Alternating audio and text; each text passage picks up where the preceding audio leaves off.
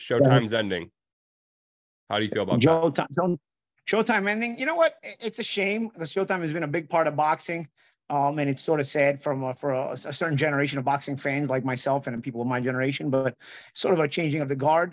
Just like HBO moved on and boxing survives, Showtime's going to move on and boxing survives.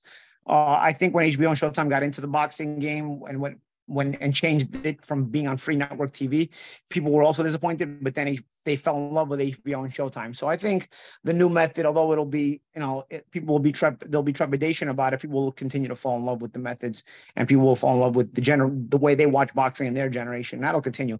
As far as from a personal standpoint, this thing was like a stock for me. I got in when it was on the rise, and I was a part of that rise. And then I managed to get out before it was dropping and dipping out. So looking back in hindsight, I could have never known this because you never know exactly when to pick up a stock, when to drop a stock. But I timed this one like a stock. I got in it when it was going up, and I dropped it when it was going down. And because of that, I was able to get in with Pro Box TV on the ground floor, and I have a great gig with Pro Box TV. And Showtime is a stock that's going to tank. Boom! How you like me now? And Paulie TV. And Paulie TV, that's right.